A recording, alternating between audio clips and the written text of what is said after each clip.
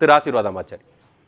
அதாவது இன்னைக்கு பிரதமர் தன்னுடைய உரையில தன்னுடைய ஆட்சி 10 ஆண்டுகால பாஜகவுடைய ஆட்சி என்னென்ன செய்தது என்பதை பற்றி தான் தன்னுடைய சாதனைகளை விளக்கி சொன்னார்.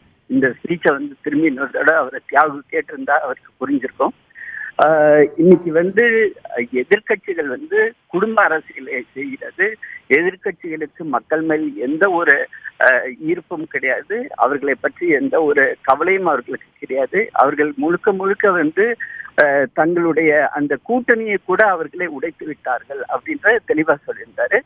10 வருடமா மக்களுக்கு செய்த சேவைகளை ஒவ்வொரு வகுப்பினரும் எந்த வகையில் பயன்பெற்றார்கள் என்பதை அவர் தெளிவாக சொன்னார். அதன் காரணமாகத்தான் மிக முக்கியமாக அவர் சொன்னது பாஜக தனியாக 370 சீட்டுகளையும் தேசிய ஜனநாயக கூட்டணி 400 சீட்டுகளையும் இந்த வருகின்ற தேர்தலில் பெறும் என்று அவர் மிக தெளிவாக சொல்லியுள்ளார். அதே போல இன்னொன்னையும் சொன்னார். குடும்ப அரசியல் எப்படி செய்கிறார்கள், ஒரே ஒரு ப்ராடக்டே திரும்பி திரும்பி ரீலான்ச் பண்ணிட்டு இருக்கிறதுனால அவங்களுக்கு எந்த ஒரு பிரயோஜனமும் இல்லை அப்படின்னு சொன்னாரு.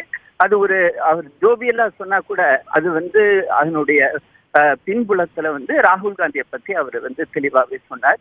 ராகுல் காந்தியுடைய அந்த காங்கிரஸ் கட்சி எப்படி எல்லாம் செயல்படுகிறது, அவர்களுக்கு நாட்டை பத்தி எந்த ஒரு கவலையும் கிடையாது. அவர்களுக்கு வீட்டை பற்றி மட்டுமே கவலை. ஊழல் எப்படி செய்தார்கள், அதன் காரணமாக அவர்கள் எப்படி தூக்கி அடிக்கப்பட்டார்கள் என்றதை தெளிவாக சொல்லியுள்ளார். சரி சரி. ஆனால் அவர் நீண்ட கால திட்டம்னு சொல்லி பிரதமர் சொல்லும் பொழுது அவர் என்ன சொல்றாருன்னா, நம் ஜிடிபியில இப்ப 5வது இடத்துக்கு கொண்டு வந்தது பாஜக, இனிமே அடுத்த முறை ஆட்சிக்கு வந்தா 3வது இடத்துக்கு போயிருவோம், உலகத்துல 3வது பெரிய ஜிடிபி கொண்ட நாடாக இருப்போம்னு சொல்றாரு. ஆனா அதுல இன்னும் கொஞ்சம் நுட்பமாக நம்ம கவனிச்சு பார்த்தோம்னா பெர் கேபிட்டா அப்படின்னு வரும்பொழுது நாம் 140வது இடத்துல இருக்கிறோம். அப்போ அதையெல்லாம் குறித்து பேசுவது சரியா இருக்குமா? பொருளாதாரம் சிறப்பா இருக்குன்னு சொல்றது சரியா? உண்மையிலே பொருளாதாரம் மிக மிக அருமையாக இருக்கிறது. நீங்க இதற்கு முன்பு 10 வருடங்களுக்கு முன்பு நாம் எந்த அதல பாதாளத்தில் இருந்தோம். இன்னைக்கு அவர் தெளிவா சொல்லியிருக்காரு. இன்னைக்கு நம்மளுடைய பட்ஜெட்டோட அந்த டோட்டல் பட்ஜெட்டோடைய அவுட்லே 47 லட்சம் கோடி ரூபாய். அவர் 10 வருடங்களுக்கு முன்பு அது வெறும் 12 லட்சம் கோடி ரூபாயாக இருந்தது.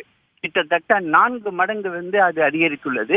அதே போல் நம்மளுடைய அடுத்த 3வது முறை அவர் பிரதமராக பதவியேற்றதற்கு பிறகு 1000 ஆண்டுகள் நம்மளுடைய பாரத தேசம் எந்த அளவுக்கு முன்னேற வேண்டுமோ அதை இந்த 5 வருடங்களுக்கு அதற்குரிய எல்லா வேலைகளும் நாம் செய்து விடுவோம், லாங் ஸ்டாண்டிங்கா லாங் டேர்மா நாங்க சிந்திக்கிறோம் அப்படின்றத சொன்னாரு. நீங்க சொன்னதுல ஜிடிபியை பேஸ் பண்ணி தான் பொருளாதாரம் திட்டமிடப்படுகிறது. அதுதான் உண்மை. இன்று நாம் 5வது இடத்தில் இருக்கிறோம். அதை 3வது இடத்துக்கு இன்னும் 5 வருடங்களில் கொண்டு செல்வோம் என்பது உறுதி. அந்த உறுதியை தான் இன்று அவர் திரும்பி வலியுறுத்தியுள்ளார். சரி, பல்வேறு தகவல்களுக்கு பதிலளித்ததுக்கு நன்றி திரு ஆசீர்வாதமாச்சாரி.